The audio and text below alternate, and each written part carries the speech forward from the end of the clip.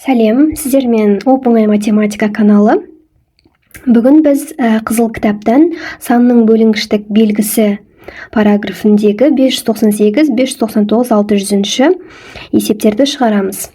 Есептің шарты бойынша бізде төмендегі сандардың арасынан 2-ге, 3-ге, 5-ге, 9-ға бөлінетін сандарды теріп жазыңыз дейді. Яғни біз берілген сандарға қарап, осы сандардың қайсына бөлінетінін анықтау керек. Ол үшін бізге әр санның бөлінгіштік белгісін еске түсіру керек болады. Мысалы, сандардың бөлінгіштік белгілері бар, әр санның. Мысалы, қандай да бір белгілі сан 2-ге бөлінетіндігін анықтау үшін 2-ге бөлінгіштік белгілерді еске түсірейік. Егер де белгілі бір сан, мына жерде көріп тұрғандарыңыздай 0, 2, 4, 6, 8 сандармен аяқталған болса, онда ол сан 2-ге бөлінеді. Мысал келтірейік. Мысалы 30. Соңы 0-мен аяқталып тұр, 22, 14, 16, 48. Яғни соңғы сандары 0, 2, 4, 6, 8 сандармен аяқталып тұр. Енді келесі сан бізде 3. Кез келген санның цифрларының қосындысының мәні 3-ге бөлінсе, яғни цифрларының қосындысы деп тұрған, мысалы 2 таңбалы сан, 3 таңбалы сан, 4 таңбалы сан, цифрларының қосындысын біз қосамыз. Егер де сол қосындысының мәні 3-ге бөлінсе, онда ол сан 3-ге бөлінеді деген сөз. Мысалы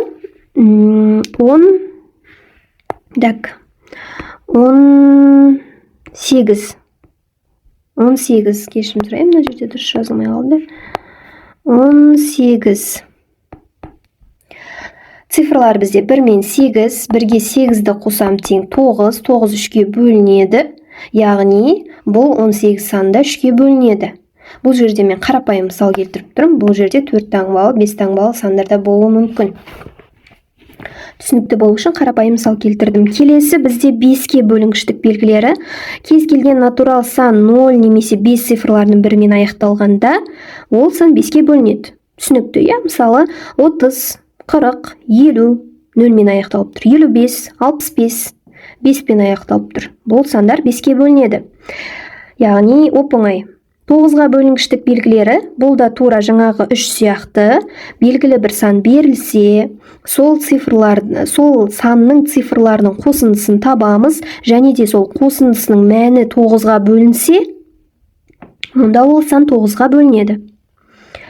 Тура жаңағы сияқты, мысалы 18-ді бөлдік қой, 1 қосылған 8, 9 болды, 9 3-ге бөлінеді, яғни 3-ге бөлінеді бұл сан, 18 саны. Тура сондай қасиет екен, 3 санның қасиеті сияқты, белгісі сияқты. Енді есептерге келейік. Түсінікті болса, 598-де төмендегі сандардың арасынан бірінші 2-ге, 598 деп жазайын. 2-ге бөлінгіштік белгісін еске түсірейік. 0, 4, 6, 8 бен аяқталса, онда ол сандар 2-ге бөлінеді. Мына жерде 0-мен аяқталатын 30. Одан кейін жоқ, келесі сан 2, 2-мен аяқталатын сан бар ма? Жоқ. Келесі сан 4, 64, келесі сан 6, 6-мен аяқталатын сан бар ма? 46. Келесі сан 8-бен аяқталатын сан бар ма? 18. Бұл бізде 2-ге бөлінетін сандар, 2-ге деп жазып қояйын. Ручкам дұрыс істемей тұр ма? Так. Келесі бізде В. 3-ке бөлінетін сандар. 3-ке бөлінетін сандар, ол түсінікті, 9 өзі 3-ке бөлінеді.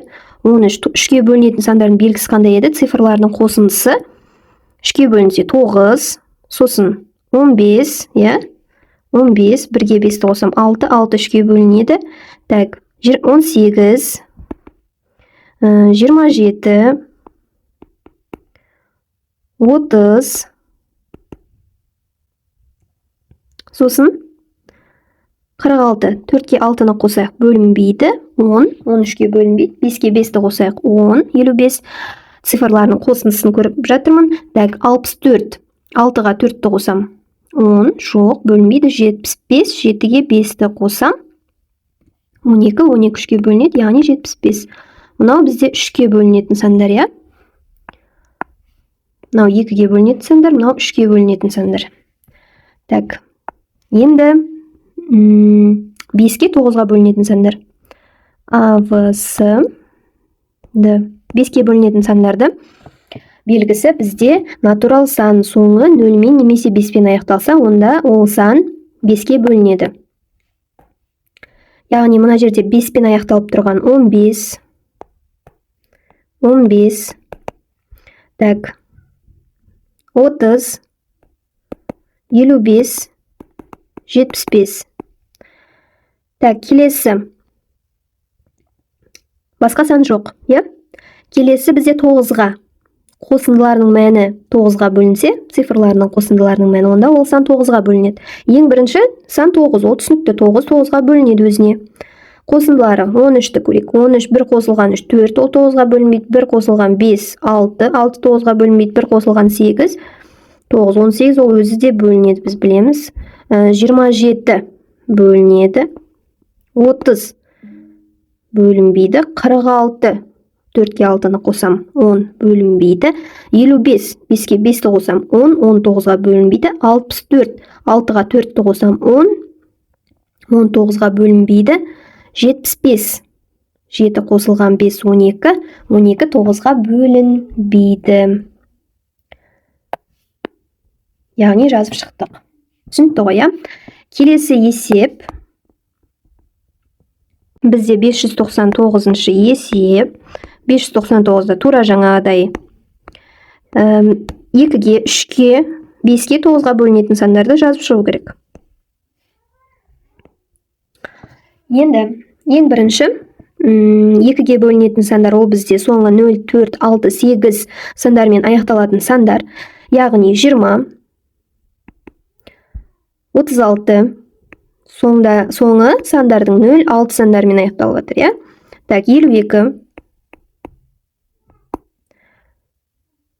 келесі 70 болды.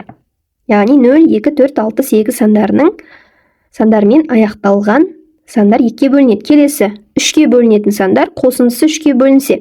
Так, бірінші сан 20, қосындысы 2 қосылған 0, цифрларының қосындысы 2 қосылған 0, 2, 2 3-ке бөлінмейді. Келесі 36, 3 қосылған 6, 9, 36 бөлінеді.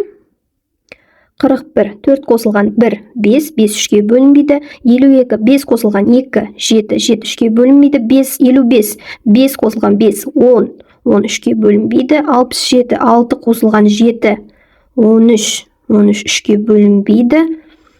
Так, 70, 7 қосылған 0, 7 3-ке бөлінбейді. 85, 8 қосылған 5, 13 бөлінбейді. 123, 1 қосылған 2, 3, 3 қосылған 3,